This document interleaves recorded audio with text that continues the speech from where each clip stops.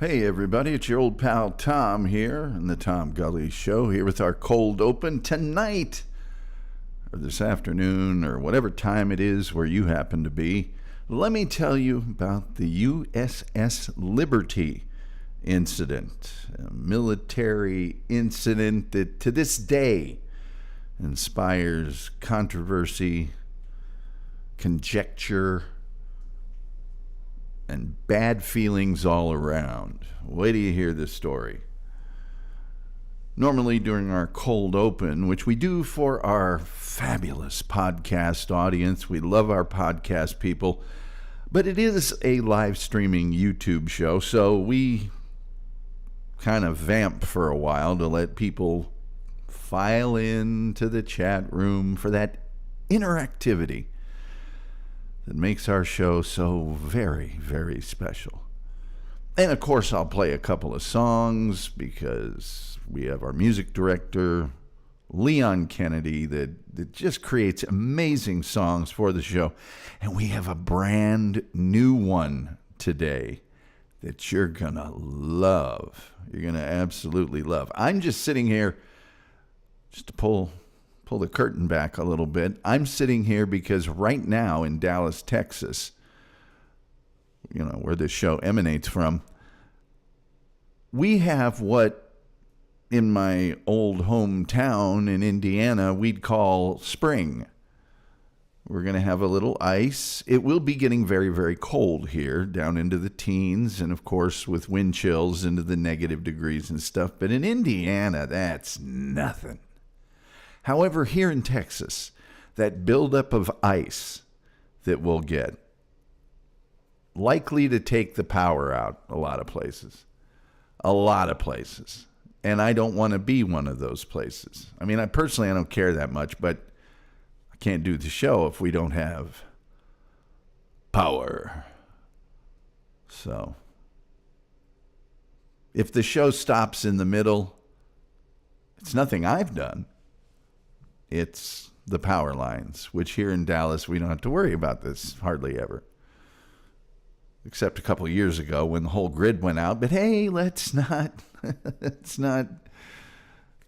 point fingers. Anyway, speaking about those songs, I'm going to play an old favorite. And then the second one that I play is going to be brand new. Now, you audio podcast people, if you don't want to hear the music, just fast forward through it. Although you might want to listen to this second one because it's a banger. It's another banger from Leon Kennedy. And so, without further ado, here's a couple tunes. When we return, let me tell you about the USS Liberty incident.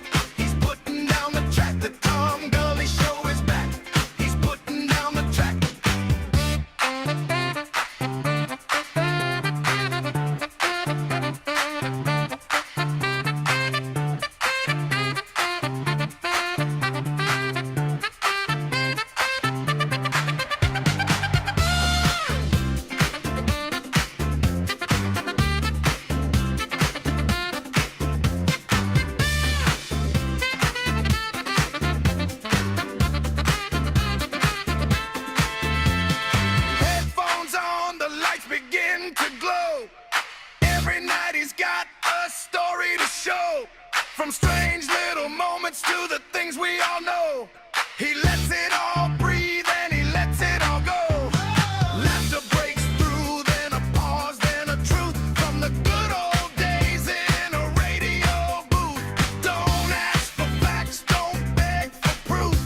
We dance in the dark to that gully groove. Yeah, yeah, Tom's back. He's laying down the facts. The Tom Gulley Show is back. He's laying down the facts. Yeah, yeah, Tom's back. He's laying down the facts. The Tom Gulley Show is back. He's laying down the facts. Oh yeah, yeah. Doesn't take much. Oh yeah, yeah. Doesn't take much. Oh yeah, yeah. Doesn't take much. Oh yeah. Tom's back. It doesn't take much. He's back. He's laying down the facts. Oh yeah, yeah. Doesn't take much. Oh yeah, yeah. Doesn't take much.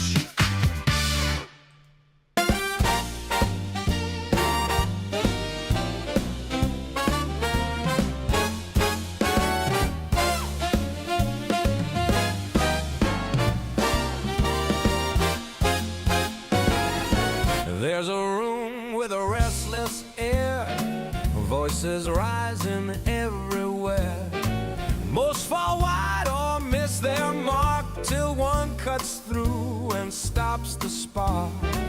No long road, no winding tale, just the right thought set to sail. The room goes still for half a beat, then the band comes in complete. That's the point, my pal, you saw it land. Right in time with the swing of the band. That's the point, my dear, you saw it too. Tom Gulley, yeah, he's pointing at you. That's the point, my pal, you saw it land. Right in time with the swing of the band. That's the point, my dear, you saw it too. Tom Gulley, yeah, he's pointing at you. Some press hard just to be heard, dressing noise up into words. But Mr. Gulley lifts a hand and the room falls in with a band. No flourish, nothing grand, just a thought you understand. When the rhythm nods along, you know you've landed something strong. That's the point, my pal, you saw it land. Right in time with the swing of the band. That's the point, my dear, you saw it too. Tom Gulley, yeah, he's pointing at you. That's the point, my pal,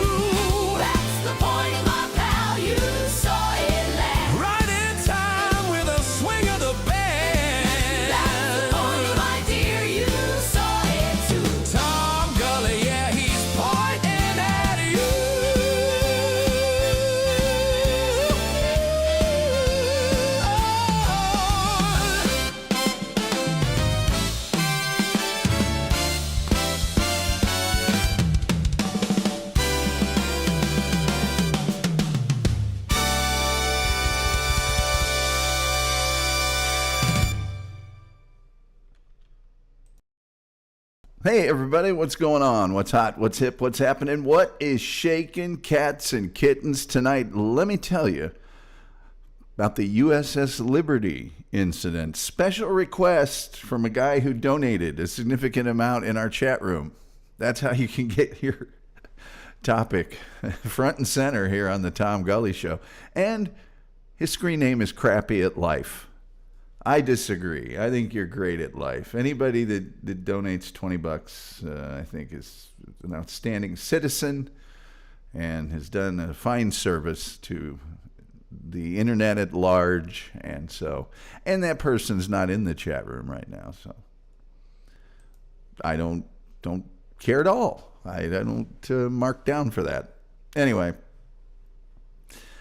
do me a favor as we get going here. Please like, share, subscribe, retweet, notification bell, all of the absolutely free things you can do to help our tiny little show here with the algorithm, the almighty, all-powerful, all-knowing algorithm, plus the fact we have super chats, we have memberships, we have gifted memberships, and we have the PayPal, where you give the most, I get the most. Google doesn't get anything. It's all in our YouTube description. And there's the TomGulleyShow.com, where you'll find some curated podcasts in the audio form, plus our merchandise store. Also, for you audio podcast lovers, we are on Podbean, we are on Apple Podcasts, Spotify. There's another one I always forget to mention. It's a big one. We're on like 20 or 30 of them. You find it. It's there for you. It's there for you. So without further ado, let's get into it. The USS Liberty incident was an attack on a United States Navy, well, what we call a technical research ship. What the rest of the world more accurately calls it it's a spy ship. That's what it is. It's a spy ship. There's the USS Liberty on screen right now, and it was attacked by Israeli Air Force jet fighter aircraft and Israeli Navy motor torpedo boats on the 8th of June, 1967, during the Six-Day War, which we were not a part of. But we'll get into it. Both Israeli and United States governments conducted inquiries, and they issued reports that concluded, well, the attack was a oopsie mistake due to Israeli confusion about the ship's identity. 34 crew members were killed, naval officers, seamen, 2 Marines, and actually 1 civilian National Security Agency employee, and 171 crew members were wounded, along with the ship being severely damaged, which I don't think we deserve that. Do you? Do you? And the Israeli government paid us some money. I don't think they paid us enough. That's just me. What do I know? Anyway, the USS Liberty was originally the 7,725 long-ton light civilian cargo vessel Simmons Victory.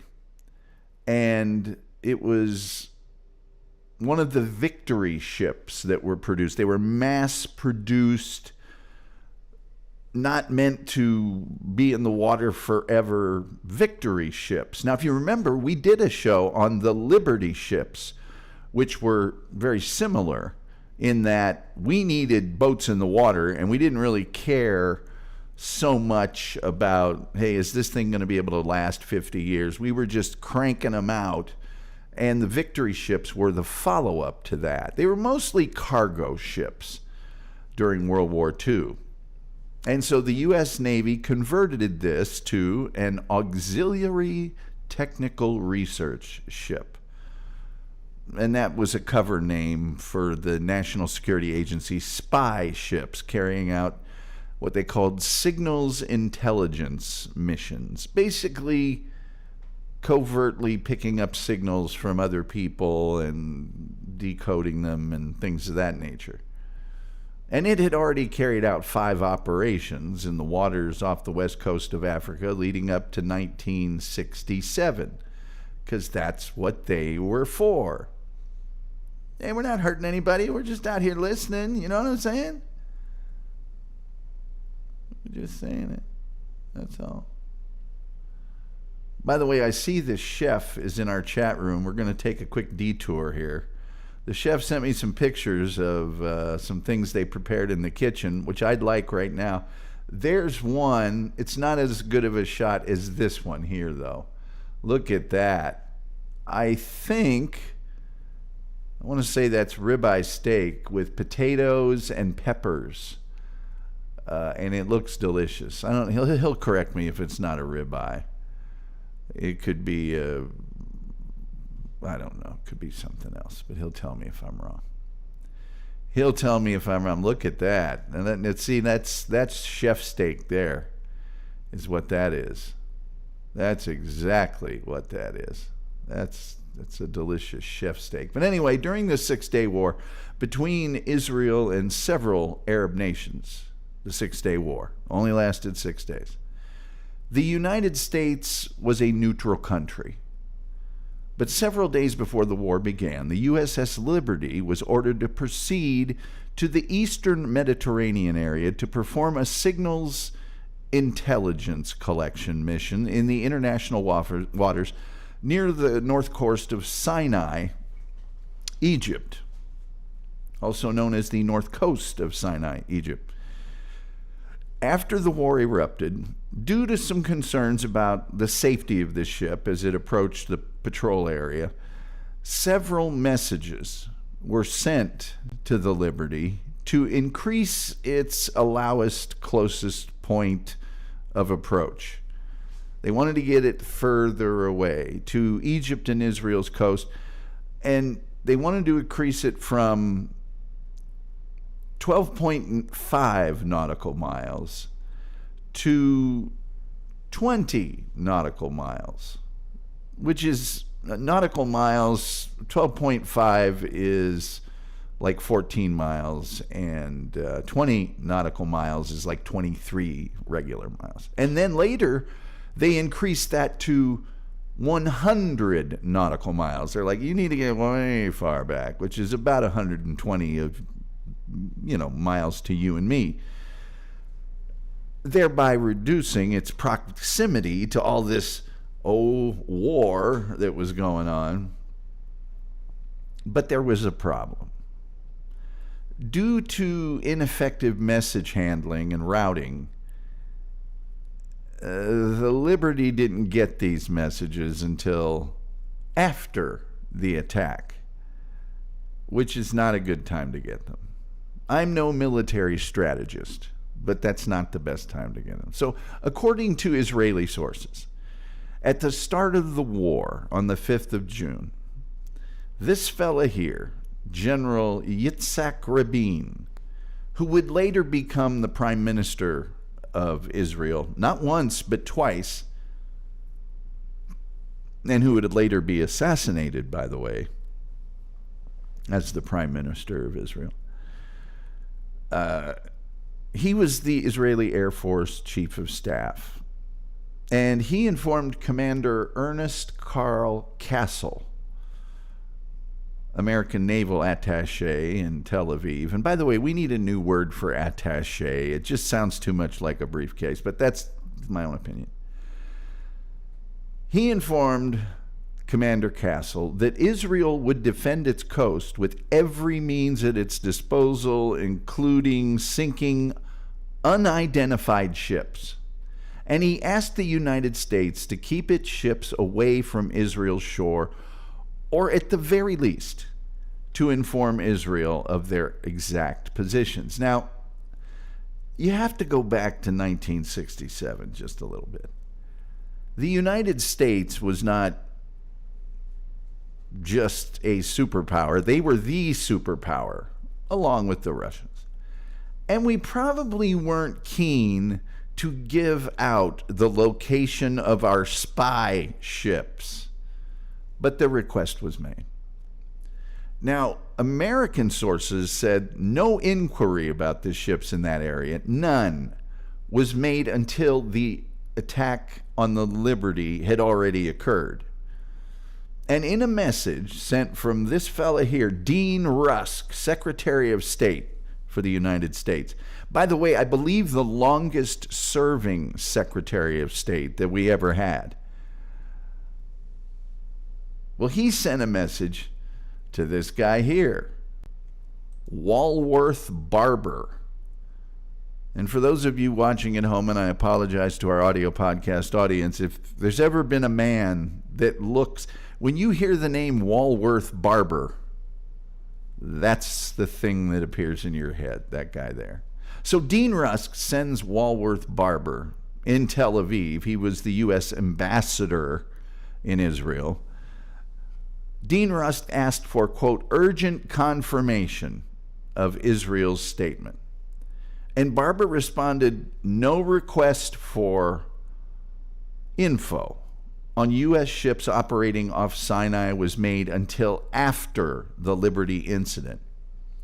And then Barber went on to state, had Israelis made such an inquiry, it would have been forwarded immediately to the Chief of Naval Operations and other high naval commands and repeated to the Department of State. Now, with the outbreak of war, Captain William L. McGonigal, this fellow right here, who'd later become a commander, but at the time he was just Captain William L. McGonigal of the USS Liberty, immediately asked Vice Admiral William Martin of the United States 6th Fleet Headquarters to send a destroyer to accompany the Liberty and serve as its armed escort and as an auxiliary communications center. Keep in mind, the Liberty had been a cargo ship. That's what it was constructed for. They turned it into a spy ship, and although it did have some armament on it, it wasn't very potent. They got in the soup, as they say. The Liberty would be somewhat defenseless. So he makes this request for a destroyer. And the following day, Admiral Martin replied, Liberty is clearly marked a United States ship in international waters, not a participant in the conflict, and not a reasonable subject for attack by any nation. Request denied. And that might sound a little pig-headed in this day and age, and maybe it was pig-headed then. You know, what would it have cost him to send a destroyer out there to keep him company? But you also have to remember, at the time, he was quite right to say, hey, it's clearly marked a U.S. ship. Nobody's going to mess with it. Because when you mess with United States ships, Pearl Harbor, the Lusitania, I could go down the list. I mean, the Gulf of Tonkin. The United States was known to respond quite harshly to any attack upon its ships upon the seas. So he denies this request. But he did promise that in the unlikely event of an inadvertent attack, jet fighters from the 6th Fleet. I will learn how to speak in 2026. Jet fighters from the 6th Fleet would be overhead in 10 minutes. 10 minutes, we got you covered. Sit tight. Don't worry about it. Meanwhile,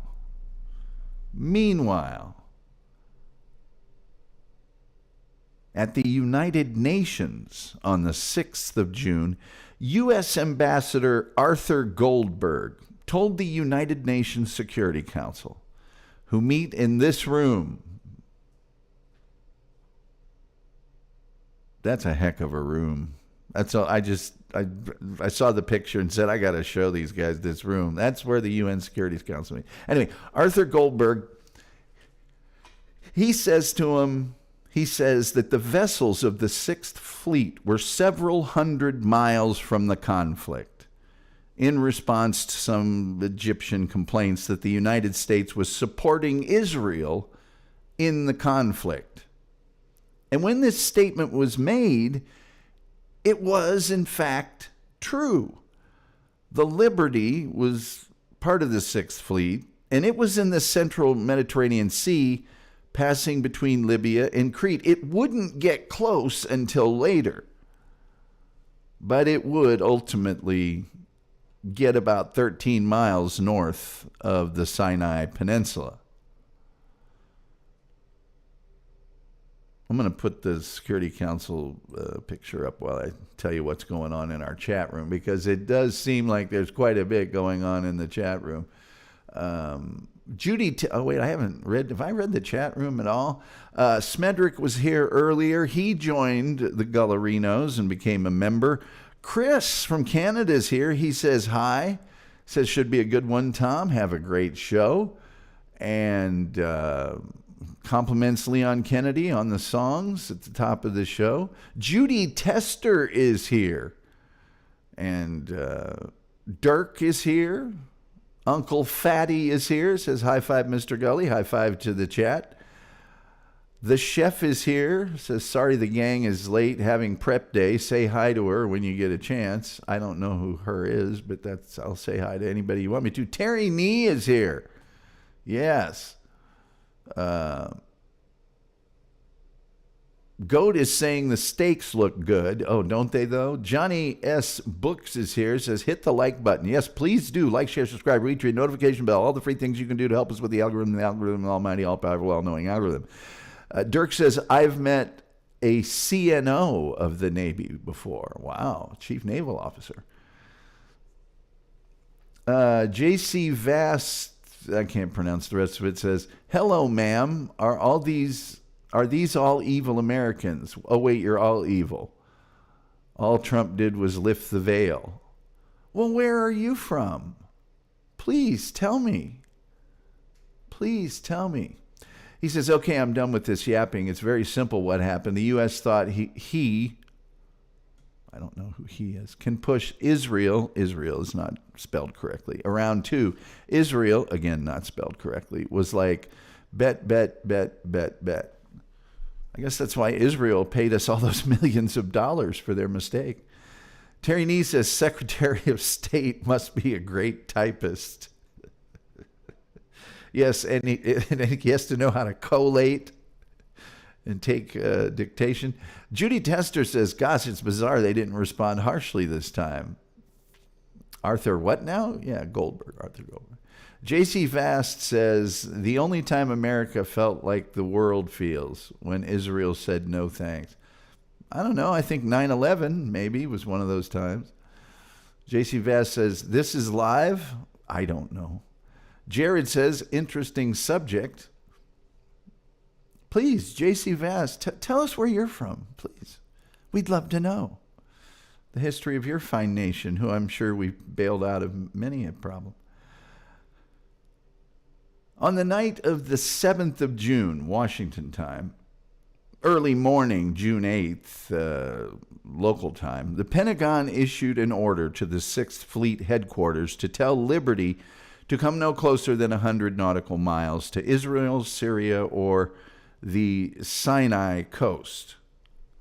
According to the Naval Court of Inquiry and the National Security Agency official history, the order to withdraw was not sent on the radio frequency that the Liberty monitored for her orders until several hours after the attack due to a long series of administrative and message routing problems. The Navy said a large volume of unrelated high-precedence traffic, including intelligence intercept related to the conflict, were being handled at the time, and that this, combined with the shortage of qualified radio men, contributed to the delayed transmission of the withdrawal message.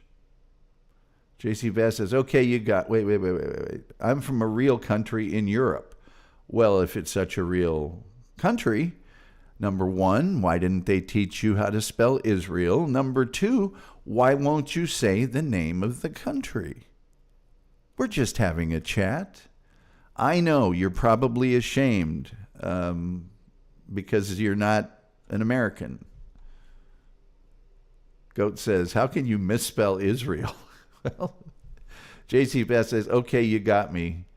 We started it all, but you're finishing it. Terry Nee says, my dad went to the Air Force Academy in Colorado, worked for the Navy his entire life.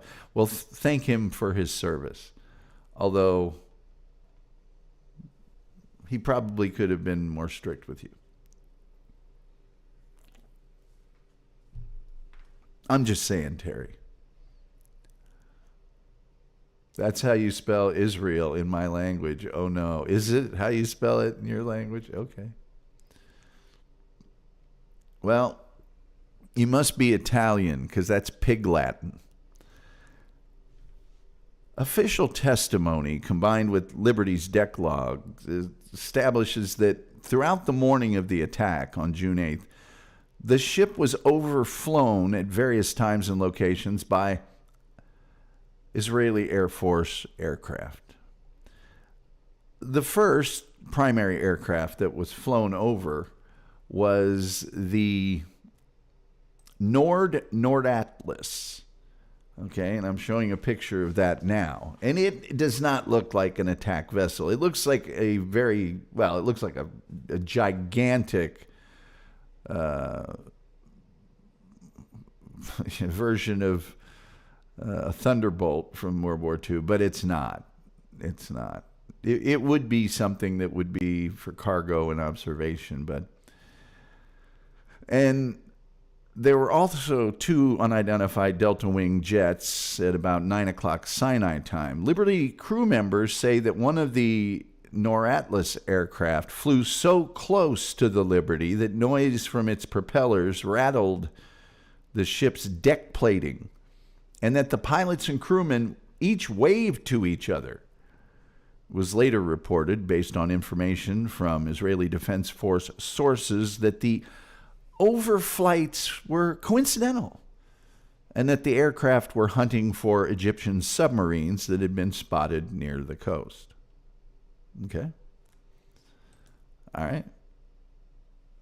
Tyranny says true. Is that a painting or a picture? I can't tell. Well, in our country, they teach us to tell the difference between paintings and pictures. So I don't know what you're referring to now. Crappy at Life says happy to be here. And this is the topic that he requested. So Crappy at Life, also happy to be here and happy that you are here.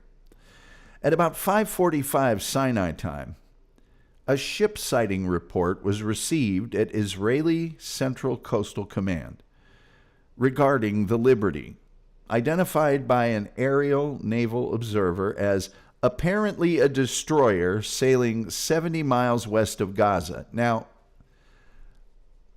the USS Liberty could never be mistaken for a United States destroyer by anyone who's ever seen one. But the vessel's location was marked on a control table using a red marker indicating an unidentified vessel. About 15 minutes later, the aerial naval observer, a Mr. Yuri Meretz, Major Yuri Meretz, as it might be, reported that the ship appeared to be a U.S. naval supply ship. And about 9 o'clock, 3 hours later, the red marker was replaced with a green marker to indicate a neutral vessel. About the same time, an Israeli jet fighter pilot reported that a ship 20 miles north of Arish had fired at his aircraft after he tried to identify the vessel. Israeli Naval Command dispatched 2 destroyers to investigate, but they were returned to their previous positions about 40 minutes later after doubts emerged during the pilot's debriefing. So the pilot that said he was fired on, let's get some destroyers out there. They talked to the pilot and they went, I don't know what this guy is. I don't know. After the naval observer's Nordatlas landed and those pilots were debriefed, the ship they saw was further identified as the USS Liberty, based on its hull markings, which very clearly say GTR 5. GTR, the old GTR 5. There you can see him plain as day right there. You can see him just as plain as you can possibly see him. The USS Liberty's marker was removed completely from Central Command's control table at 11 o'clock due to its positional information being considered out of date. It's like, wait, we spotted this hours and hours and hours ago. We got to take it off now. We kind of know what it is, and it's probably not going to be in the same place now. About a half an hour later, the Israeli chief of naval operations received a report that Arish was being shelled from the sea. An inquiry into the source of that report was ordered to determine its validity, because the report came from an air support officer in Arish. Additionally, about this same time, the Israeli Supreme Command head of operations received a report stating that a ship had been shelling Arish, but that the shells had fallen short. Incidentally, the USS Liberty only had 4 .50 caliber machine guns mounted on her decks. They couldn't have shelled any coast. Those are anti-aircraft, largely, guns. They couldn't shell anything. They didn't have anything to launch shells with. But the head of operations ordered that the report be verified and that it be determined whether or not Israeli naval vessels were off the coast of Arish. And at 11:45, another report arrived at Supreme Command saying 2 ships, not 1, but 2, were approaching the Arish coast. Those shelling and ship reports were passed from Supreme Command to Fleet Operations Control Center, and the Chief of Naval Operations took them seriously, and at 12:05, just a little after noon, Torpedo Boat Division 914 was ordered to patrol in the direction of Arish. These are motor torpedo boats, MTBs. Incidentally, I'm currently showing you the actual motor torpedo boats in question. Division 914, codenamed Pagoda, was under the command of Moshe Oren, Commander Moshe Oren. It consisted of 3 torpedo boats numbered T-203, T-204, and T-206. At 15 minutes after noon, Division 914 received orders to patrol a position 20 miles north of Arish. As Commander Oren headed toward Arish, he was informed by Naval Operations of the reported shelling of Arish and told that Israeli Air Force aircraft would be dispatched to the area after the target had been detected. Well, Yitzhak Rabin, who was the chief of staff, was concerned that the supposed Egyptian shelling was a prelude to an amphibious landing that could outflank Israeli forces. And so Rabin reiterated the standing order to sink any unidentified ships in the area, but advised caution as Soviet vessels were also reportedly operating nearby. At 1:41, the torpedo boats detected an unknown vessel about 20 miles north of Arish and 14 miles off the coast of a place called Bardawil. The ship's speed was estimated on their radars. The Combat Information Center officer on T-204, Ensign Aaron Yifra, reported to Oren that the target had been detected at a range of 22 miles and that her speed had been tracked for a few minutes, after which he had determined that the target was moving westward at a speed of 30 knots, which was about 35 miles an hour. And they forwarded all that data to the Fleet Operations Control Center. Now, this is really important because it indicated that the target was a combat vessel.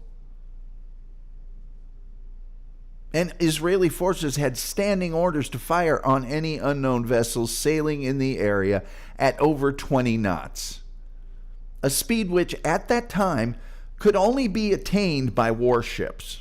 Regular boats couldn't travel that fast. The chief of naval operations asked the torpedo boats to double check their calculations.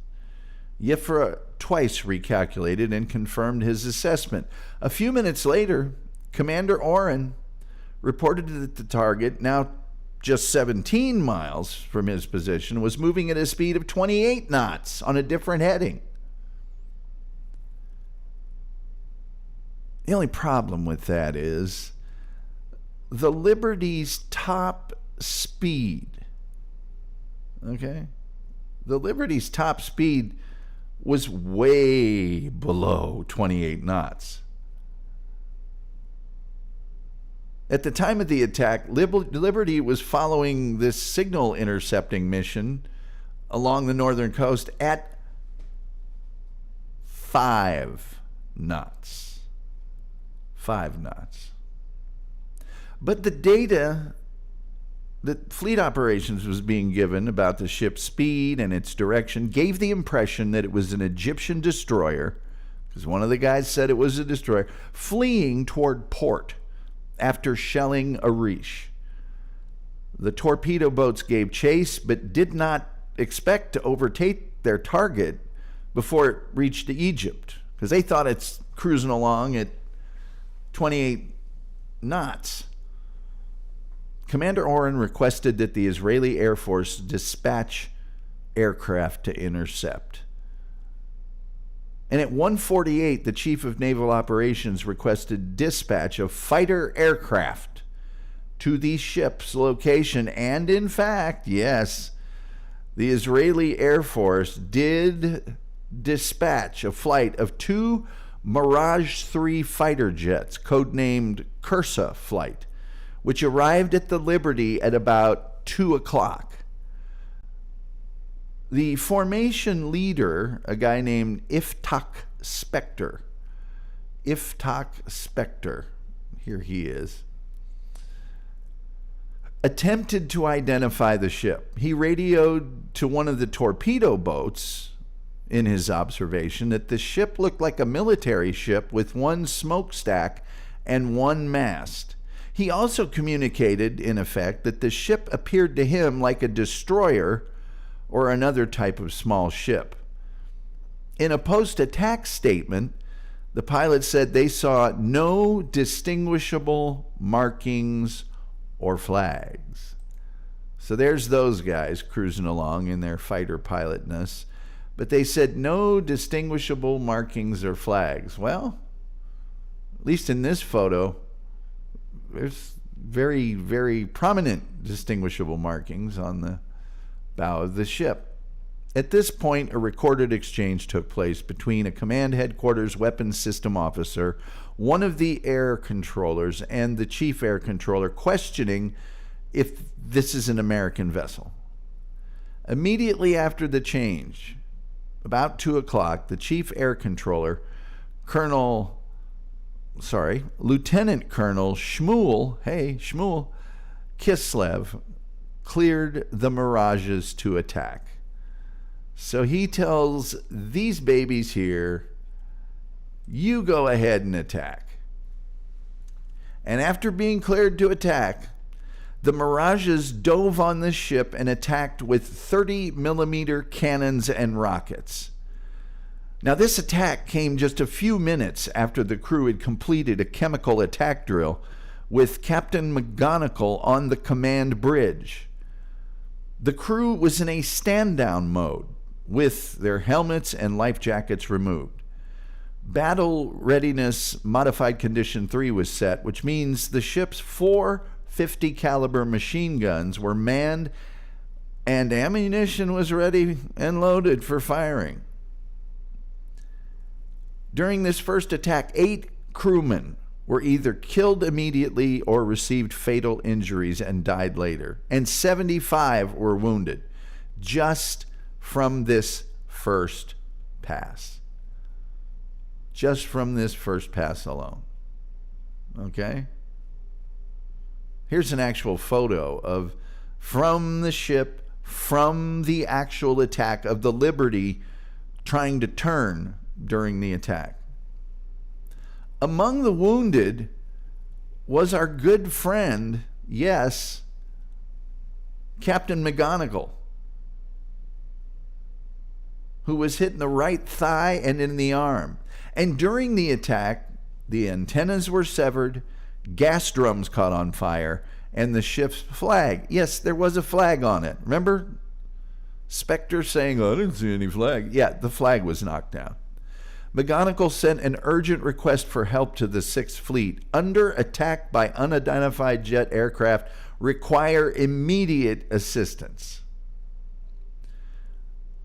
So those Mirages, these aircraft right here, the Mirage 3 aircraft, okay, they left.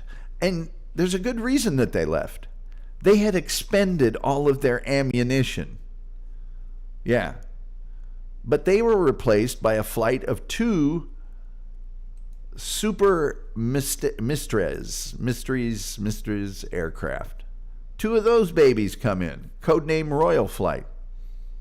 The Mystères were armed with napalm bombs and were flown by Captain Yossi Zook and his wingman Yakov Hammermish.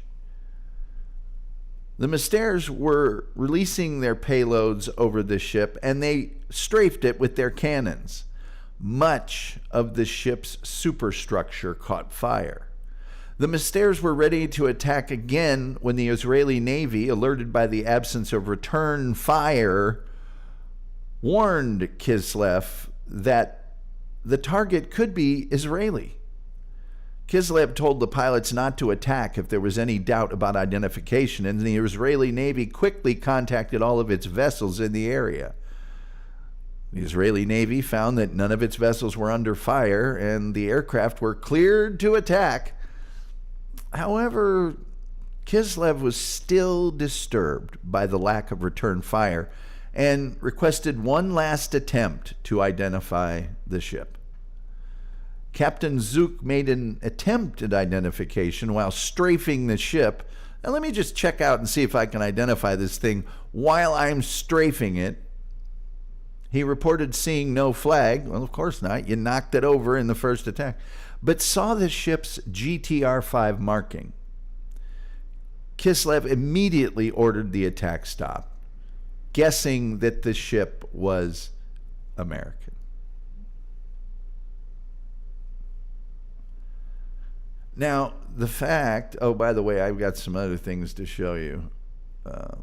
Well, I'll show you that later on.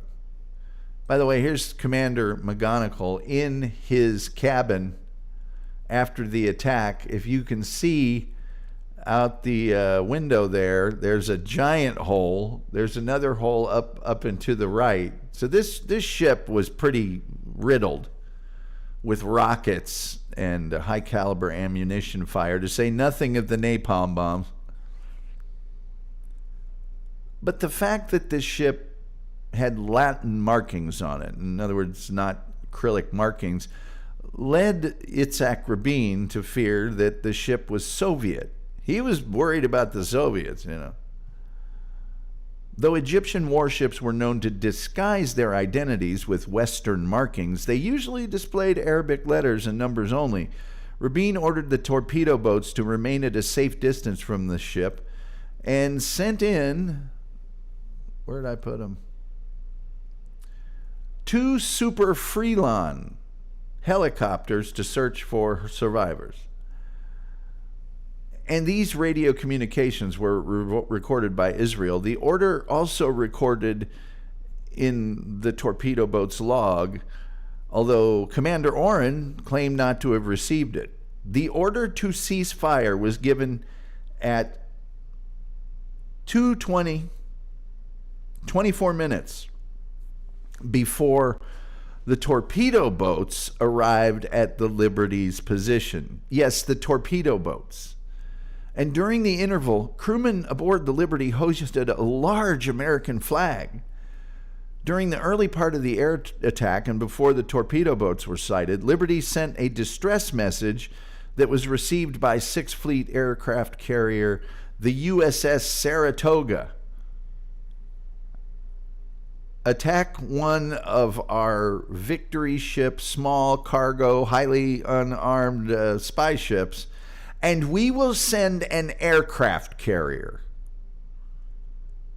And the aircraft carrier, the USS America, dispatched 8 aircraft.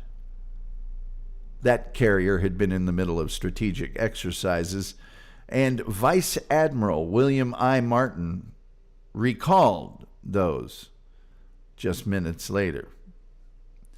McGonigal testified at the Naval Court of Inquiry. During the latter moments of the air attack, it was noted that 3 high-speed boats were approaching the ship from the northeast on a relative bearing of approximately 135 degrees at a distance of about 15 nautical miles. The ship at the time was still on course, true, speed unknown, but believed to be in excess of 5 knots. McGonigal testified that he believed that the time of the initial sighting of the torpedo boats was about 2:20, and he was dead on, and that the boats appeared to be in a wedge-type formation with the center boat the lead point of the wedge. Estimated speed of the boats was about 27 to 30 knots, and that it appeared that they were approaching the ship in a torpedo launch attitude. When the torpedo boats arrived, Commander Oren could see that the ship could not be the destroyer that had supposedly shelled Arish or any ship capable of 30 knots. According to Michael Leemore, an Israeli naval reservist serving on one of the torpedo boats, they attempted to contact the ship by heliograph and radio but received no response. Yeah, a little busy putting out fires and trying to keep the thing floating. At 6,000 meters, which is about 20,000 feet, the T-204 paused and signaled AA, which means identify yourself. Due to damaged equipment, you knock the antennas out, you do all that other stuff, McGonigal could only reply using a handheld Aldous lamp. An Aldous lamp, you ever see a war movie and they go up to that round thing that looks like it has shutters on it, kind of, and there's a light behind it, and they use it for signals? That's what an Aldous lamp is. Not necessarily your state-of-the-art communications. Oren recalled receiving a similar response from the Ibram of Ewal, a Egyptian destroyer captured by Israel during the Suez Crisis, and was convinced that he was facing an enemy ship because, who else could use an Aldous lamp? This Oren guy is a real jerk. The Egyptians used an Aldous lamp once. That's got to be an Egyptian ship.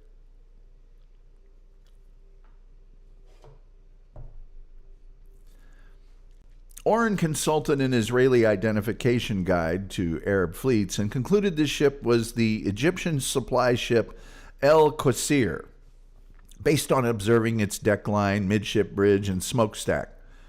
The captain of boat T-203, which you can see in the photo, reached the same conclusion independently. Real brain trust we got working here. The boats moved into a battle formation, but did not attack. And with that, let's see what's going on in our chat room. Let's just see. Crappy at Life says, the wife tried to sabotage me and let me fall asleep.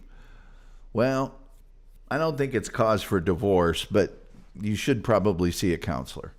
Terry Nee says, my parents used the Dr. Spock method, the common sense book of baby and child care. Most people don't remember Dr. Spock, but I do. J.C. Vast says, oil paintings can be very convincing. Oh, maybe in Europe. Crappy at Life says, Gaza, the beach resort that Kushner owns. Paused Up Patriot says, hey, Tom and chat, hope I didn't miss too much. No, we're we're getting to it. JC Vest says, is this a he said, she said thing? Why don't you tell us? You seem to have all the answers, except for what actual country you're from. I know. I don't blame you. The shame is probably insurmountable. Crappy at Life says, nah, it's just a typical evil antics. Positive Patriot says, this attack was an Israeli false flag, according to many people. Well, we're going to get into that, Paz. We'll get into that. JC Vass says, Biden and RFK combined. Yes, Biden and RFK, well known. You're off your rocker. Judy Tester says, amphibious. No, their people are reptilian. Oh, stop. JC Vass says, they fused and became this guy. Crappy at Life says, RFK needs a glass of water. Garlic knots? Oh, I'd love a garlic knot right now. Oh, I'm so hungry. JC Vass says, Spectre, ha ha ha. And then he types some jibber jabber that I don't know what it is.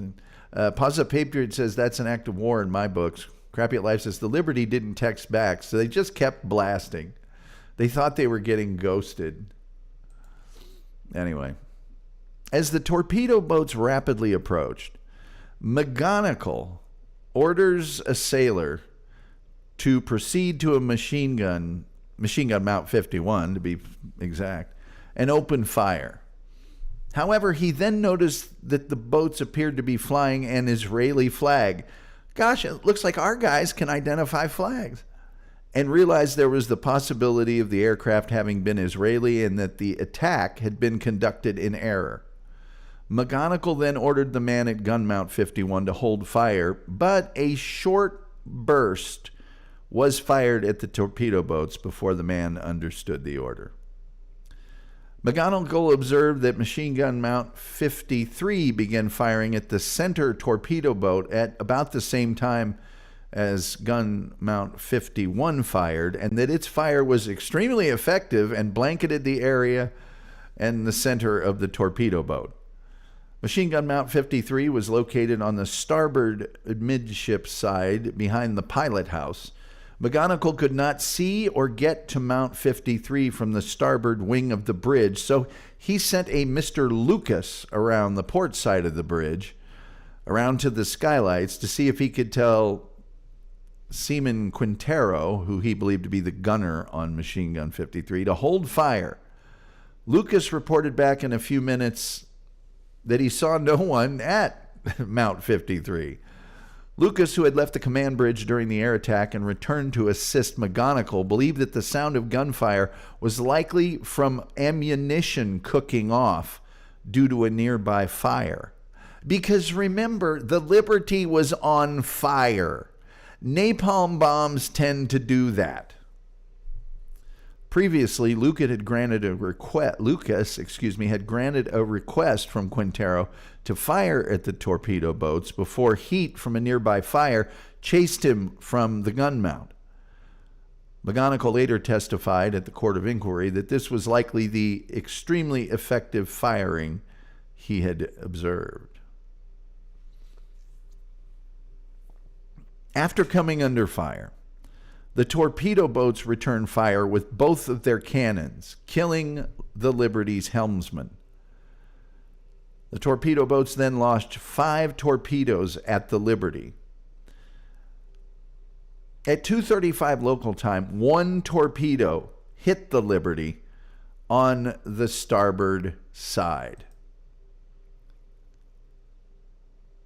creating a 39-foot wide hole in what had been a cargo hold converted to the ship's research spaces, and killing 25 servicemen, almost all of them from the intelligence section, and wounding dozens. Now, it's been said that the torpedo hit a major hull frame that absorbed much of the energy. Crew members reported that if the torpedo had missed the frame, Liberty would have split in two. The other four torpedoes missed the ship.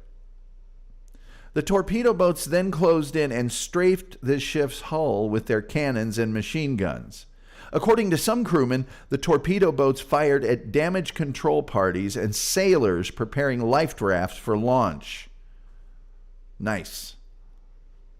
A life raft, which floated from the ship, was picked up by T-203 and found to bear U.S. Navy markings. T-204 then circled Liberty, and Oren spotted the designation GTR-5 but saw no flag. It took until 3:30 to establish the ship's identity. Shortly before the Liberty's identity was confirmed, the Saratoga launched 8 aircraft armed with conventional weapons toward Liberty. After the ship's identity was confirmed, the General Staff was notified and an apology was sent to Naval Attaché Castle. The aircraft approaching the Liberty were then recalled to the Saratoga. Oh, but we're just getting warmed up. So basically, the ball is getting dropped left and right here. Now, should the Liberty have been that close? Who can say for sure? Clearly, naval operations did not want them as close as they were, but they haven't received the order to back off to 100 nautical miles. Even so, numerous people in the Israeli military misidentified that vessel. It had clear United States markings. It was making no attempt to hide its ID number, and it was moving at 5 knots.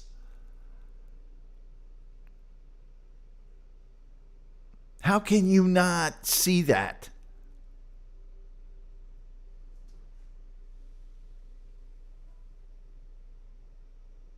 Julian Caesar says, when I doubt, treat mysterious ships like witches. If they sink, they were innocent. J.C. Vass says, this is horrible. Crappy at Life says, I wonder if they stole those torpedoes like they stole nuclear information from us. Well, they did have a spy here.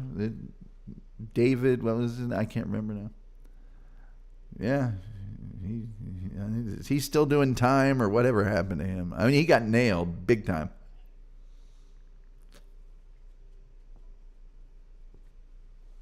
They're supposed to be an ally. I don't know. According to transcripts of intercepted radio communication. Sorry. This is the Liberty Memorial, by the way. Just one of them. I'll show you another one. Well, let's just put this here. This is the Liberty, as you can see, slightly listing to one side, the ship on the left. And then the Little Rock was sent to help, with all of the problems they're having. You can even see one of the life rafts off to the side of the Liberty there. According to transcripts of intercepted radio communications published by the U.S. National Security Agency, at about 2:30, near the beginning of the torpedo boat attack, 2 Israeli Air Force helicopters were dispatched to the Liberty's location. And they arrived about 3:10, about 35 minutes after the torpedo hit the ship. After arriving, one of the helicopter pilots was asked by his ground-based commander to verify that the ship was flying an American flag. The helicopters conducted a brief search for crew members of the ship who might have fallen overboard during the air attack. No one was found, and so they left at about 10 minutes later. At about 4 o'clock, 2 hours after the attack began, Israel informed the U.S. Embassy in Tel Aviv that its military forces had mistakenly attacked a U.S. Navy ship. When the ship was confirmed to be American, the torpedo boats returned at about 4:40 to offer help. The Liberty refused their offer of help. Later, Israel provided a helicopter to fly U.S. Naval Attaché Commander Castle to the ship.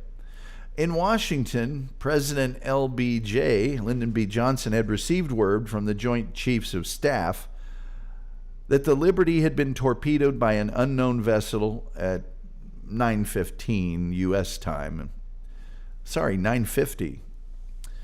President Johnson assumed that the Soviets were involved and hotlined Moscow with news of the attack and the dispatch of jets from the Saratoga. He chose not to make any public statements and delegated this task to Philip G. Goulding. Yes. Philip G. Goulding. Where was that other great picture? There you go. There's some damage to the Liberty right there. Philip G. Goulding was an assistant secretary of defense for public affairs at the time. Soon afterward, the Israelis said they had mistakenly attacked the ship.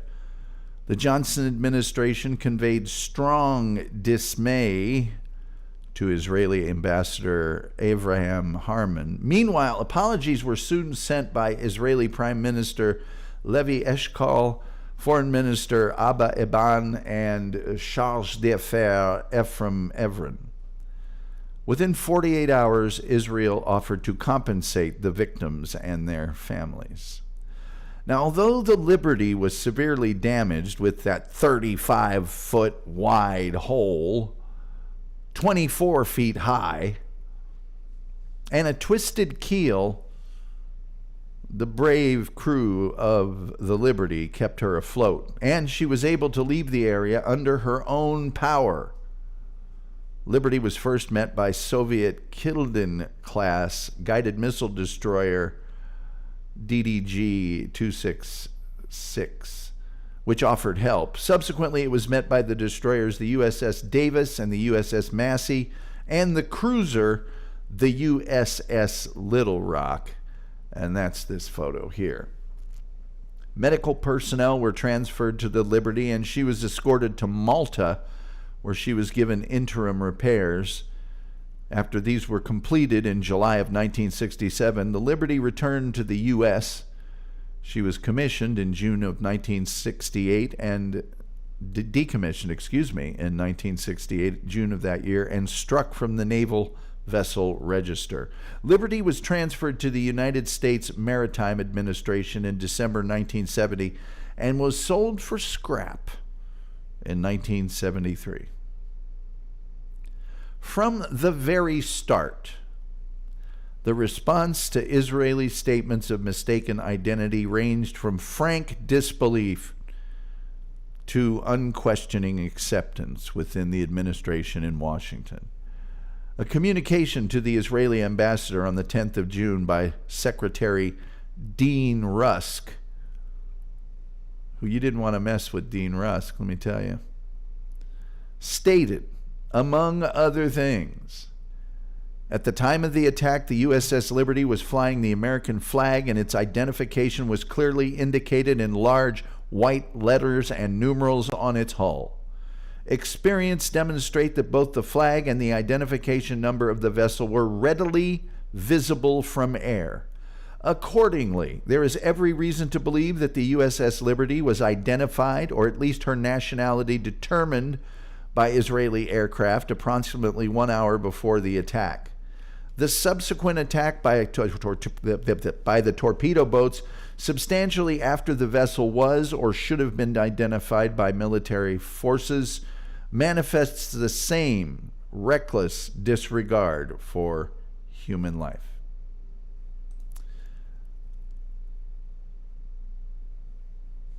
A military scholar of the time, George Lenkowski, notes, it was significant that, in contrast to his Secretary of State, President Johnson fully accepted the Israeli version of the tragic incident. He notes that Johnson himself included only one small paragraph about the Liberty in his autobiography, in which he accepted the Israeli explanation, minimized the affair, and distorted the number of dead and wounded by lowering them from 34 dead to 10 and from 171 wounded to 100. Lenkowski further states, it seems Johnson was more interested in avoiding a possible confrontation with the Soviet Union than in restraining Israel.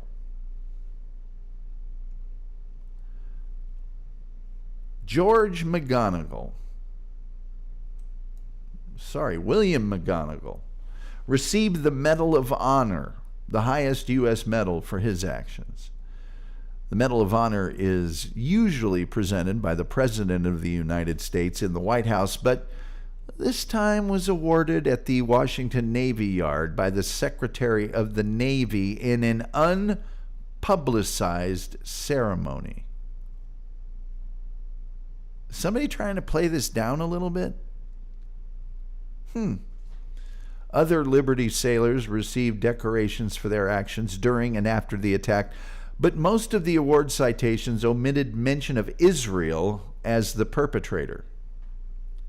In 2009, however, a Silver Star was awarded to crew member Terry Halbadir, who braved machine gun fire and cannon fire to repair a damaged antenna that restored the ship's communication.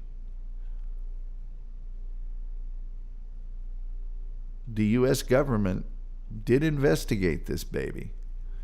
I'll tell you about it in just a second. I want to see if we've got chat room fodder here. I think they are a bad ally, Tom, says Paused Up Patriot. Crappy at Life says, if, of course, his name was David. Paused Up Patriot said, hell yeah, brother. Crappy at Life. Oh, message retracted. JC Vass says, whoopsie, did I do that? JC Vass says, you looked Egyptian. You're not. Terry Nee says, Merc. Crappy at Life says, Prime Minister. No, I can't repeat that. JC Vass says, U.S. Europeans again, always a crying shoulder. Oh, he says, us Europeans again, always a crying shoulder. JC Vass, are you from that country where people can't type or spell, or what? Where are you from again? Just tell us. Come on. What do you have to be ashamed of? Judy Tester says, pretty wild the Soviets helped the Liberty instead of blowing it up like Israel. That's true. Crappy at Life says, oh, I can't repeat that. Oh, man, I can't repeat that. Terry Nee says, JBL. Oh, I'm sure he means LBJ.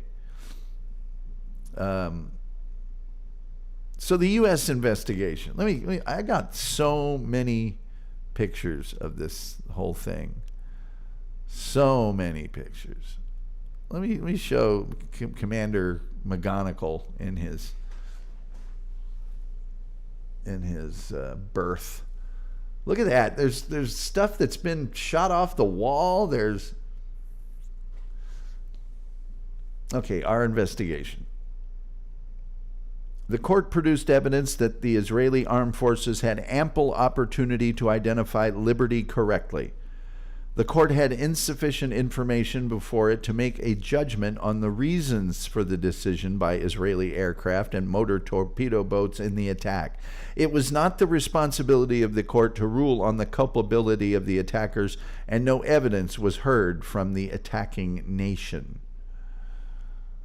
American inquiries, memoranda, records of testimony, other reports involving or mentioning the Liberty attack include, but are not limited to, the following. U.S. Naval Court of Inquiry, June 1967. Joint Chiefs of Staff's report, June 1967. CIA intelligence memorandums, June 1967. Clark Clifford report, July 1967. Senate Foreign Relations Committee testimony during the hearings of the 1967 Foreign Aid Authorization Bill, June 1967. House Armed Services Committee investigation of 1971. The NSA history report of 1981. The U.S. Naval Court of Inquiry record contains testimony by Liberty crew members, exhibits of attack damage photographs, and various reports. The court concluded that the testimony record revealed a shallow investigation plagued by myriad disagreements between the captain and his crew. According to the Navy Court of Inquiry's record of proceedings, 4 days were spent hearing testimony, 2 days for 14 survivors of the attack and several U.S. Navy expert witnesses, and 2 partial days for 2 expert U.S. Navy witnesses. No testimony was heard from Israeli personnel on board. The official U.S. records of the Liberty incident were designated top secret and closed to the general public. The U.S. government and Israel jointly stated that the Israel attack upon the USS Liberty had been the result of error and nothing more. Admiral Thomas H. Moorer, chief of U.S. naval operations after the Liberty incident, said that he, quote, never believed the claim by the Israelis that the attack on the Liberty was a case of mistaken identity. CIA memoranda consists of two documents, one from June 13, 1967, and one from June 21, 1967. The June 13 memorandum is an account of circumstances of the attack compiled from all available sources. The one on June 21st is a point-by-point analysis of the Israeli inquiry findings of fact. It concludes, the attack was not made in malice toward the U.S. and was made by mistake, but the failure of the Israeli Defense Forces headquarters and the attacking aircraft to identify the Liberty and the subsequent attack by torpedo boats were both incongruous and indicative of gross negligence. The Clark Clifford report, Clark Clifford was a very important advisor and political person of the time. It concluded the unprovoked attack on the Liberty constitutes a flagrant act of gross negligence for which the Israeli government should be held completely responsible, and the Israeli military personnel involved should be punished.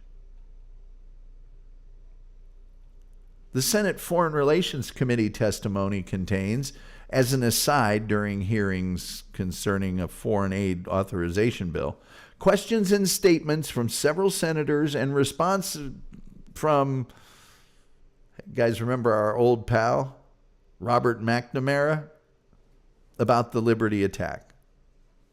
For the most part, the senators were dismayed about the attack, as expressed by Senator, and yes, this is his actual name, Bork B. Hickenlooper. From what I have read, I can't tolerate for 1 minute that this attack was an accident. There was concern about obtaining more information on the attack, as expressed by Committee Chairman J. William Fulbright.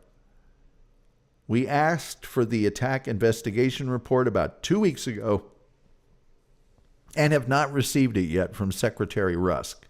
By the time we get to it, we will be on some other subject. Secretary McNamara promised fast delivery of the investigation report. You will have it in 4 hours, and concluded his remarks by saying, I simply want to emphasize that the investigative report does not show any evidence of a conscious intent to attack a U.S. vessel. The U.S. harsh, it's the harsh, you know the harsh there? Let me get to the chat room. Terry Nee says Europe has been conquered. There you go. Goat says LBJ, one of the worst presidents. Terry Nee says those desks could withstand a nuke. Yeah, I was going to point that out because I was going to say I want that desk. I used to have a desk like that. And like a fool, I had to get rid of it. And oh, those things are indestructible. They really, really are. The better ones, that's for a Navy ship, so it has to be smaller. The better ones have a whole nother set of drawers on the right. The first of which is like a giant bread drawer. God, I love that desk. Terry Nee says Wilson was the worst president. Wilson's wife basically ran well, we did a show on her. It's in the archives. Go look it up. J.C. Vast says, we have not been conquered by Allah. We have been conquered by you Yanks. Keep the story straight. Just as long as you know you're conquered. That's all we care about. Terry Nee says, proud Yankee. J.C. Vast says, now which one is worse? You are. Oh, you think so? You think so, do you? Why don't you tell us where you're from, Mr. Opinionated? I could always just block you unless you tell me where you're from. I'm not going to do that, but I could. See how merciful, benign, benevolent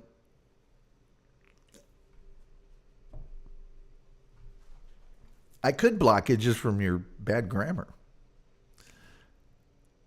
Crappy at Life with a $5 donation. Thank you so much, Crappy at Life. And thank you for suggesting this topic. Says they did it on purpose. Tyranny says weak sheep. JC Vaz says always, anyways, back to the shorty. I don't know what he's talking about.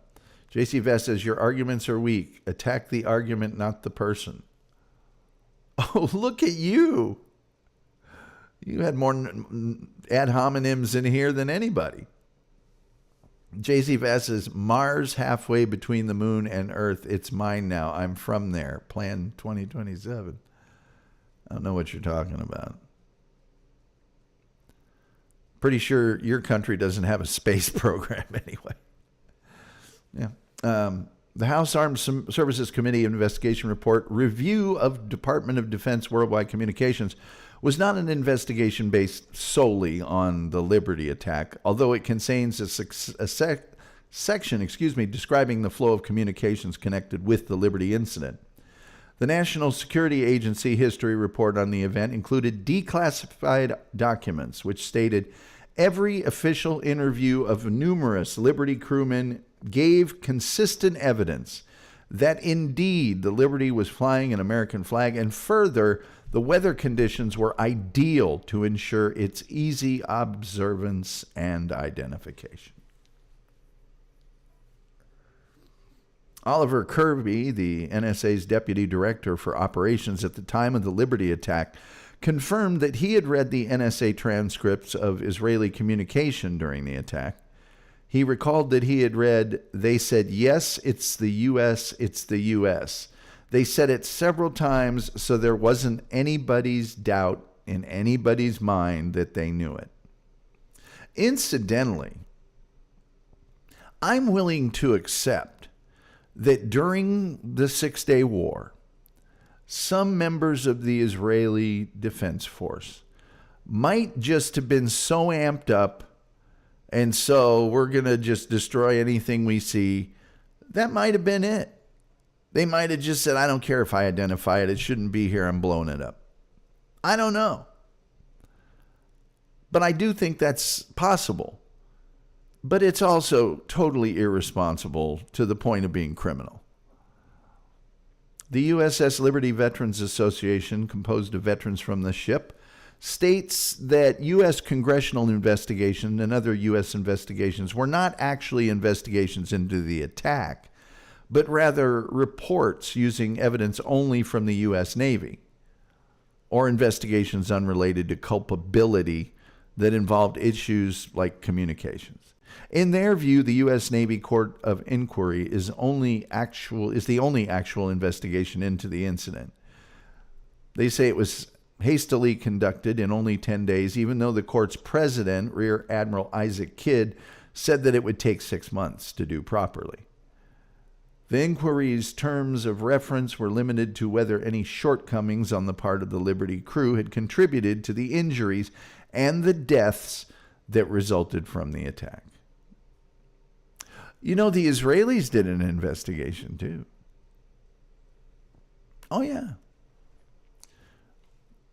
Let me show another thing here. I'll put Iftach Spector up just because he looks so smug. According to an Israel Foreign Ministry letter to the Israeli embassy in Washington, in the grave situation that has been created, the only way to soften the result is for us to be able to announce to the U.S. government already today that we intend to prosecute people for this disaster. We have to publicize that in Israel already tonight, it is crucial that our announcement about prosecuting those who are to blame be publicized before, I repeat, before the publication of the American report here. 2 subsequent Israeli inquiry reports and a historical report concluded the attack was conducted because Liberty was confused with an Egyptian vessel and because of failures in communication between the U.S. and Israel. There were 3 Israeli reports. In the historical report, it was acknowledged that Israeli Defense Force Naval Headquarters knew at least 3 hours before the attack that the ship was an electromagnetic audio surveillance ship of the U.S. Navy, but concluded that this information had simply gotten lost, never passed along to the ground controllers who directed the air attack, nor to the crews of the 3 Israeli torpedo boats. The Israeli government said that 3 crucial errors were made: the refreshing of the status board, removing the classification as American, so that the later shift did not see it identified, the erroneous identification of the ship as an Egyptian vessel, and the lack of notification from the returning aircraft informing Israeli headquarters, of markings on the front hull, markings that you wouldn't find on an Egyptian ship. As a common root of these problems, Israel blamed the combination of alarm and fatigue experienced by Israeli forces at that point in the war, when pilots were severely overworked. After conducting his own fact-finding inquiry and reviewing evidence, Judge Yerushalami's decision was, "I have not discovered any deviation from the standard of reasonable conduct which would justify committal of anyone for trial." In other words, he found no negligence by any member of the Israeli Defense Force with the attack. Oh yeah, we're going to prosecute these people. They ought to be punished. Yeah, nothing happened.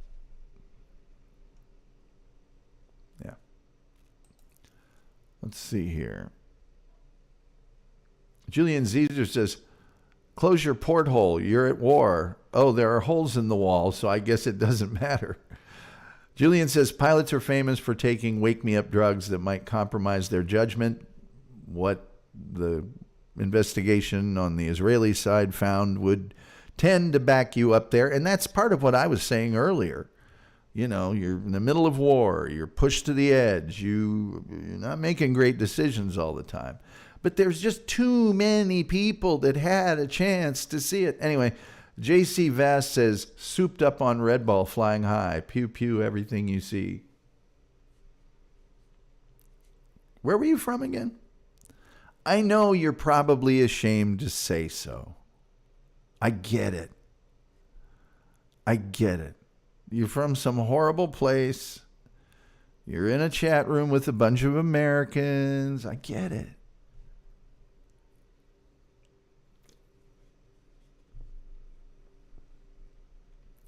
Actually, I think there's a lot of great countries in the world. Tons of them. It's just helpful to know who and what you're dealing with. Narnia. Oh, well. The land of make-believe. That explains a lot. A lot. Mordor. Okay. Yeah, you're a child. Perfect. Explains everything. I'd live in a lot of other countries.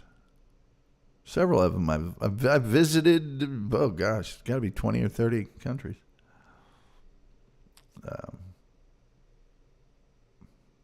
I'd live in England just for the English Premier League season. Some intelligence and military officials dispute Israel's explanation. In 1991, our longest-serving Secretary of State, Dean Rusk, wrote, "I was never satisfied with the Israeli explanation.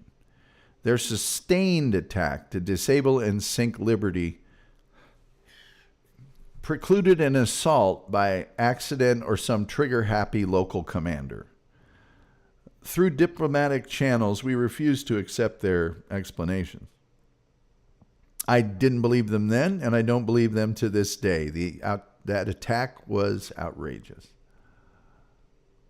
Retired Naval Lieutenant Commander James Ennis, a junior officer and off-going officer of the deck on Liberty's bridge at the time of the attack, authored a book titled Assault on the Liberty, describing the incident and saying, among other things, that the attack was deliberate. Ennis and Joe Meters, also a survivor of the attack, run a website about the incident.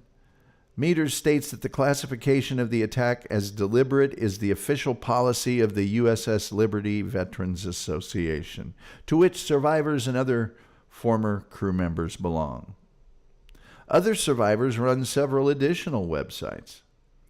Citing Ennis's book, Lenkowski notes, Liberty's personnel received firm orders not to say anything to anybody about the attack, and the naval inquiry was conducted in such a way as to earn it the name of cover-up. In 2002, Captain Ward Boston, senior counsel for the Court of Inquiry, asked that the Court of Inquiry's findings were intended to said that the Court of Inquiry's findings were intended to cover up what was a deliberate attack by Israel on a ship that the Israelis knew to be American. In 2004, in response to the publication of A.J. Crystal's book, The Liberty Incident, which Boston said was an insidious attempt to whitewash the facts, Boston prepared and signed an affidavit in which he said that Admiral Kidd had told him that the government ordered Kidd to falsely testify that the attack was a mistake and that Boston and Kidd believed the attack was deliberate. Crystal wrote about Boston's qualifications and integrity in his book.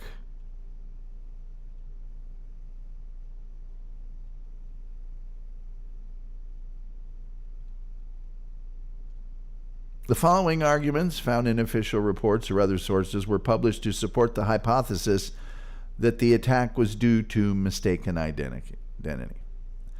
Accidents and mistakes do occur in wartime at time, and they gave numerous examples of friendly fire incidents where Israeli aircraft had bombed an Israeli column in the West Bank the day before the attack on the Liberty.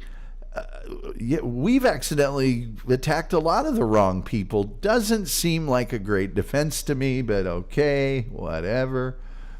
The incident took place during the Six-Day War when Israel was engaged in battles with two Arab countries and was preparing to attack a third, creating an environment where mistakes and confusion was prevalent. We were at war. Of course we were attacking the wrong people. Wouldn't you be even more sure you were attacking the right people if you were in a war? That's the way we've been doing it over here. By the way, World War I and World War II, you're welcome, world. You're welcome. Good old, what's his name? J.C. Vast. By the way, J.C., you're welcome that you're not speaking German right now. You're welcome. As the torpedo boats approached, Liberty opened fire on them. And even McGonigal said that he felt sure the torpedo boat captains believed they were under fire from the Liberty. When in attack formation, moving at them at 28 knots, yes. Admiral Shlomo Erel, head of the Israeli Navy in 1967, stated that no successful argument of benefit has been presented for Israel purposely attacking an American warship. Well, there was that whole Yitzhak Rabin saying, we will attack your ships if you don't blah, blah, blah, and then Israel posturing. That could be it right there. That could be it right there. Look at the poor Liberty trying to turn away from being sneak attacked. Look at that. That's taken aboard the ship. Several books in the BBC documentary USS Liberty, Dead in the Water, argued that Liberty was attacked in order to prevent the U.S. from knowing about the forthcoming attack in the Golan Heights, which would violate a ceasefire to which Israel's government had agreed. Well, there you go. Lenkowski notes that while the Israeli decision to attack and destroy the ship may appear puzzling, the explanation seems to be found in Liberty's nature and its task to monitor communications from both sides in the war zone. He writes that timely knowledge of their decision to invade Syria and preparatory moves toward it might have frustrated Israeli designs for the conquest of Syria's Golan Heights. There you go. The U.S. ambassador to Israel, and we can't get enough of this fella. Come on, Walworth Barber, please. He'd reported on the day of the Liberty attack that he would not be surprised by an Israeli attack on Syria, and the IDF intelligence chief told a White House aide then in Israel there still remained the Syria problem, and perhaps it would be necessary to give Syria a blow.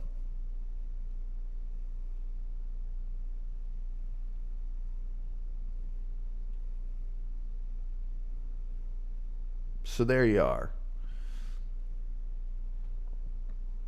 James Bamford, a former ABC News producer, says in his 2001 book, Body of Secrets, that Israel deliberately attacked Liberty to prevent the discovery of what he described as war crimes, including the killing of Egyptian prisoners of war by the IDF, that he alleges was taking place around the same time in the nearby town of El Arish.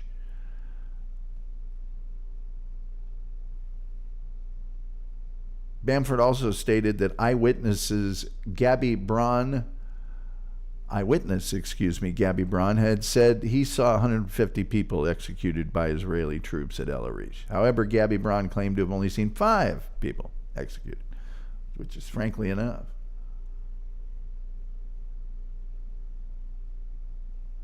The press release for the BBC documentary film Dead in the Water states that a new record that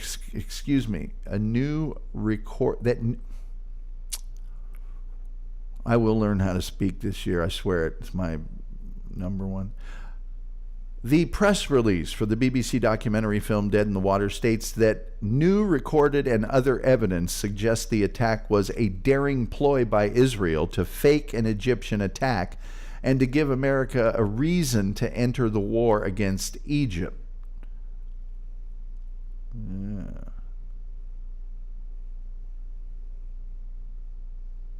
There's so much here.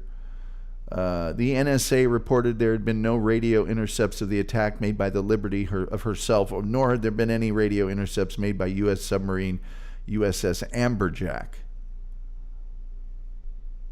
But within an hour of learning that the Liberty had been torpedoed, the director of the NSA, Marshall S. Carter, sent a message to all intercept sites requesting a search of communications that might be connected to the attack or any reaction to it. And all they had was a communication that aircraft flew near and had collected voice conversations between 2 Israeli helicopter pilots and the control tower following the attack. In July of 2003, the NSA released copies of these recordings and their translations and summaries.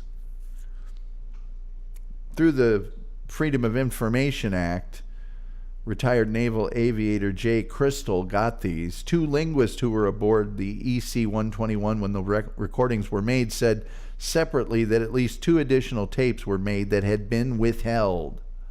English language translations of the released tapes indicate that the Israelis spoke of hitting an Egyptian supply ship even after the end of the attack. What do you think about that? This is the HMS Bleen. It came to help. I don't know why I have that picture there.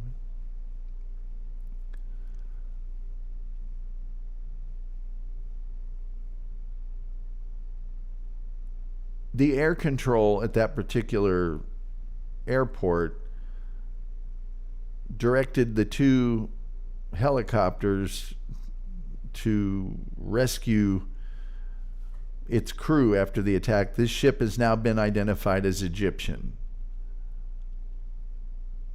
Yeah. One of them said, one of the pilots of the helicopters asked the nearby torpedo boat's division commander, GTR-5 is written on it. Does this mean something? And the response was negative. It doesn't mean anything.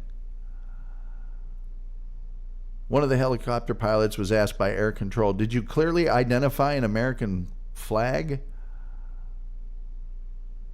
And then, "We request that you make another pass and check once more if this is really an American flag." And then they were directed to come back on home. There was an interview conducted with our good friend Iftach Spector, one of the pilots who participated in the attack. He said the ship was assumed to be Egyptian, stating that there was positively no flag. The interview also contains the transcripts of the Israeli communications about the Liberty. Yeah.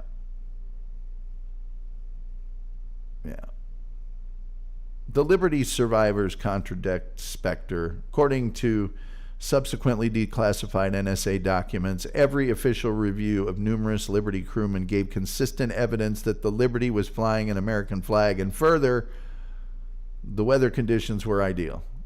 So, there you go.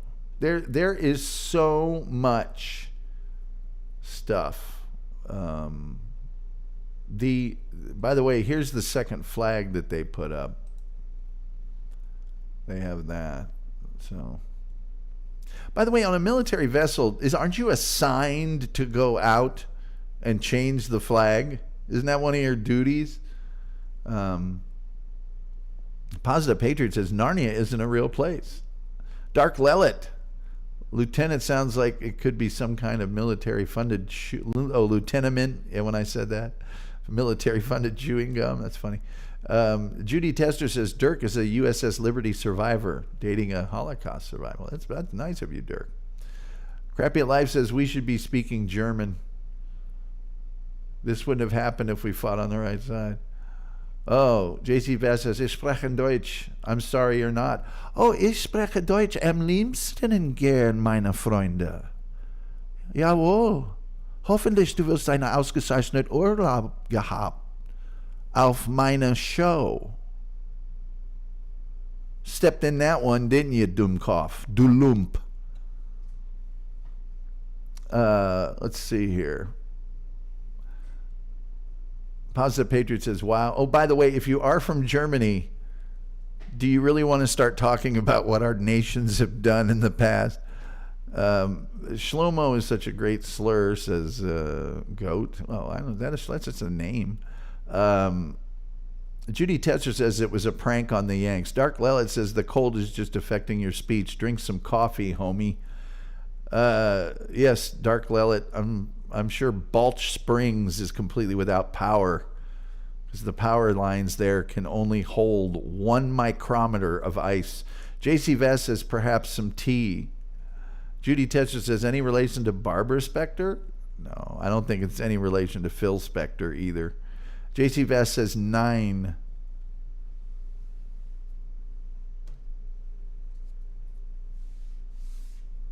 Nicht verstehen Sie?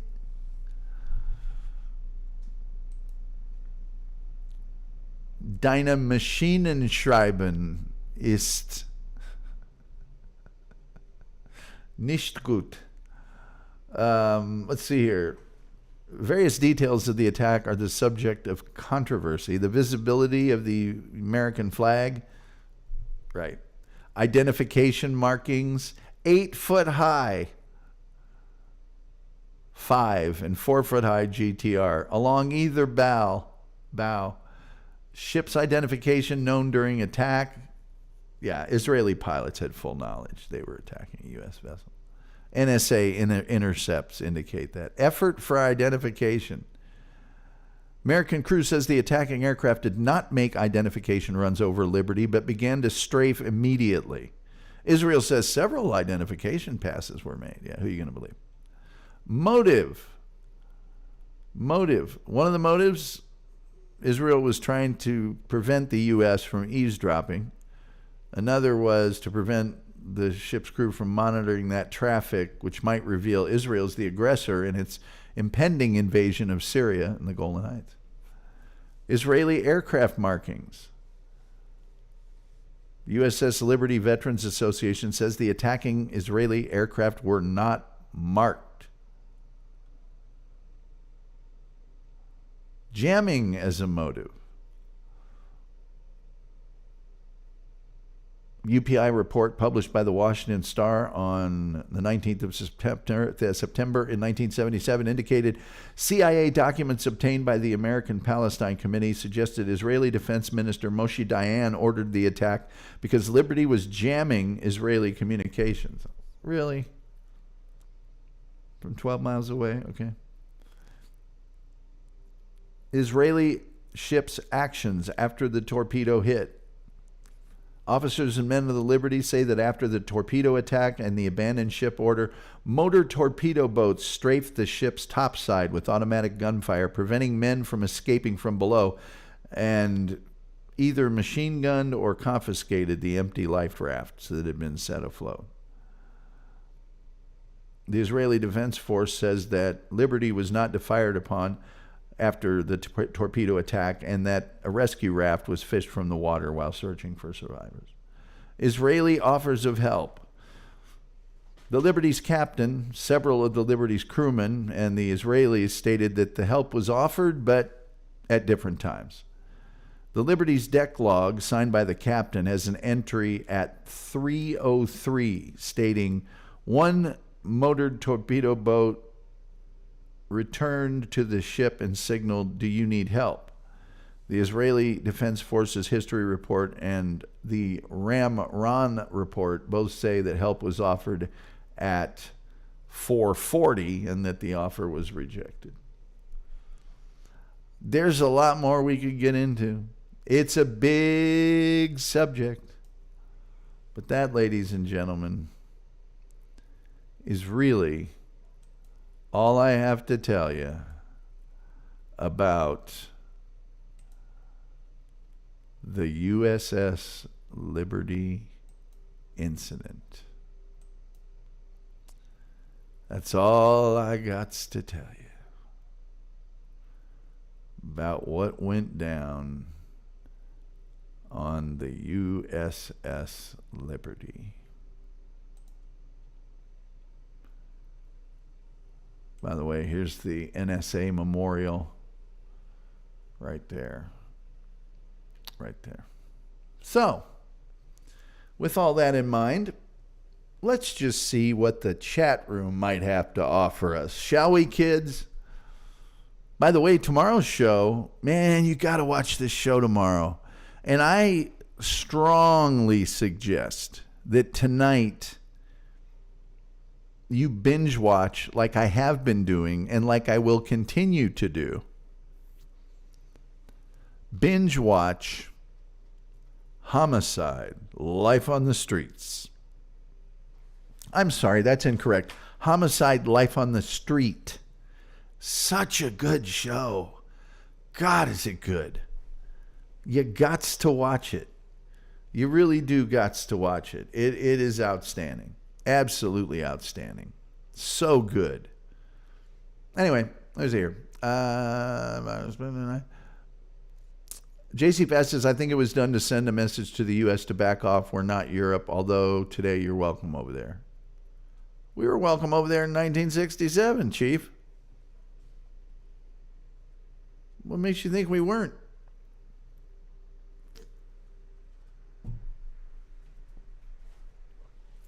Taking care of Checkpoint Charlie. Let me see. Was ist die Nummer auf U.S. military installations auf Deutschland in 1967? A lot of them. Crappy Life says you covered it well. Goat says they 100% wanted to put this on the Egyptians. Goat says, weird they haven't made a movie about this. It is weird, although I'm sure there's some documentaries. Crappy Life says Bruce Springsteen attacked the USS Liberty. In 1967, 17-year-old Bruce Springsteen, still in high school. Well, no, did he drop out? I can't remember. Playing with the Castiles. JC Vest says tomorrow is church. Tomorrow's a lot of things. It's Sunday. What, you can't go to church and watch a show at 3 in the afternoon?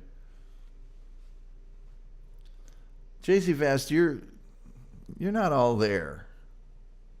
If you don't mind me saying so.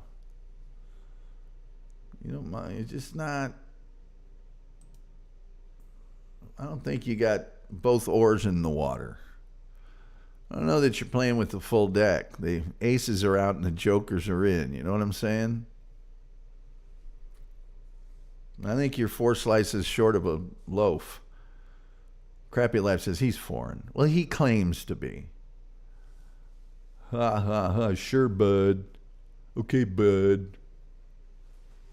Bud is really a lowbrow thing. It's never delivered from an intelligent person.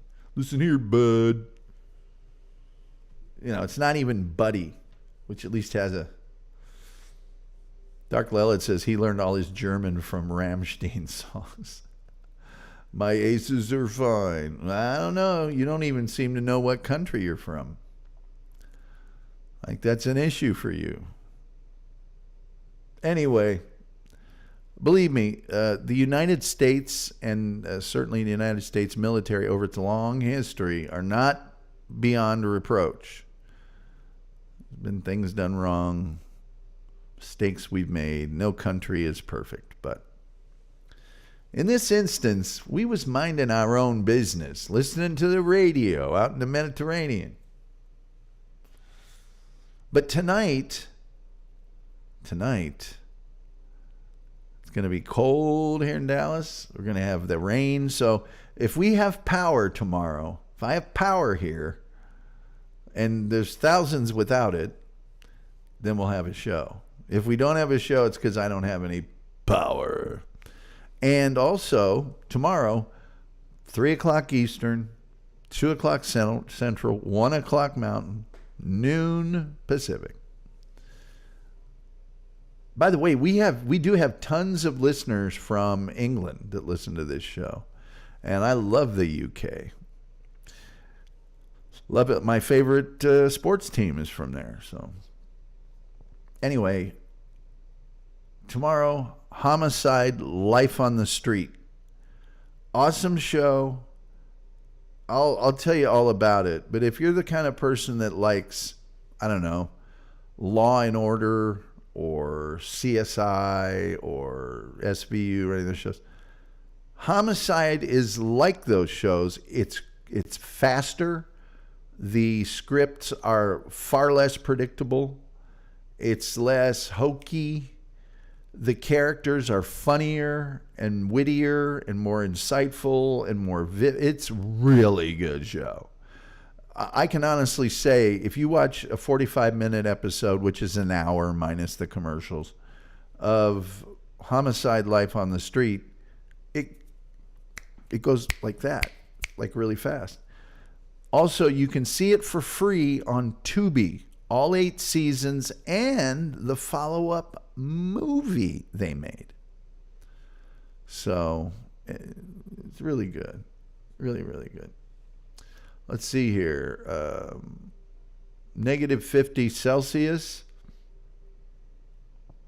I think that's what, negative 46 Fahrenheit. Real temperature. Negative 40 is the same in Fahrenheit and in Celsius. So, no, not that cold, but cold for Dallas. Crappy at Life says Scott's from southern England. Scott is from Australia. Positive Patriot says we need to get you a generator, Tom. Yeah, I've got one. It's just in another state.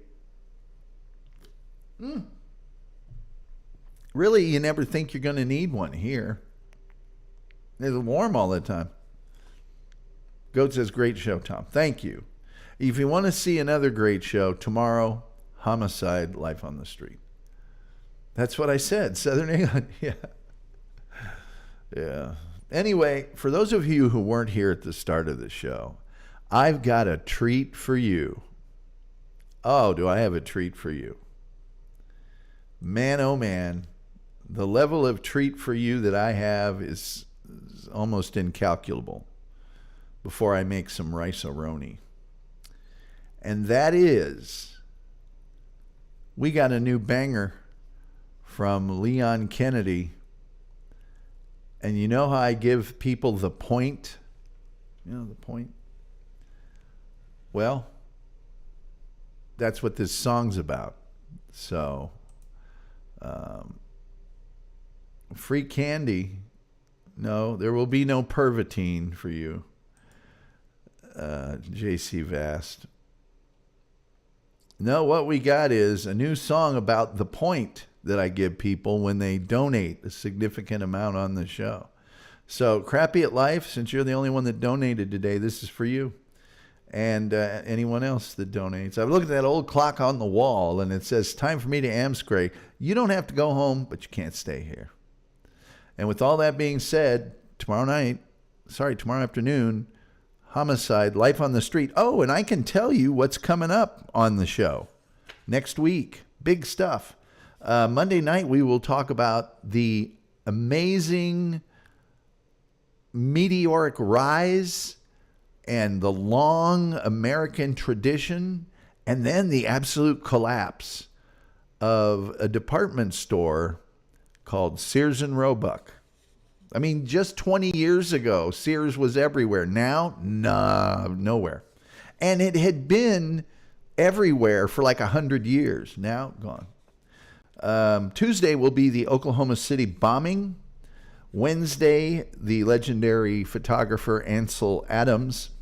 Thursday will be the disappearance of Jennifer Kessie.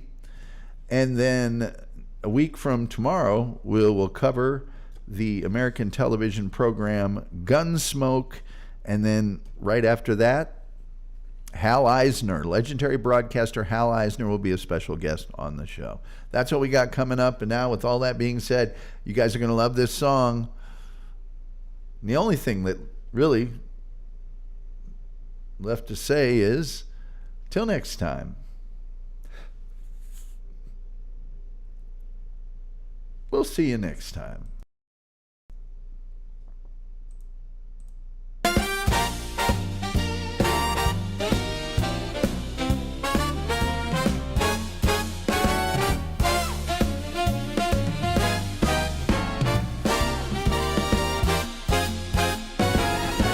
There's a room with a restless air, voices rising everywhere.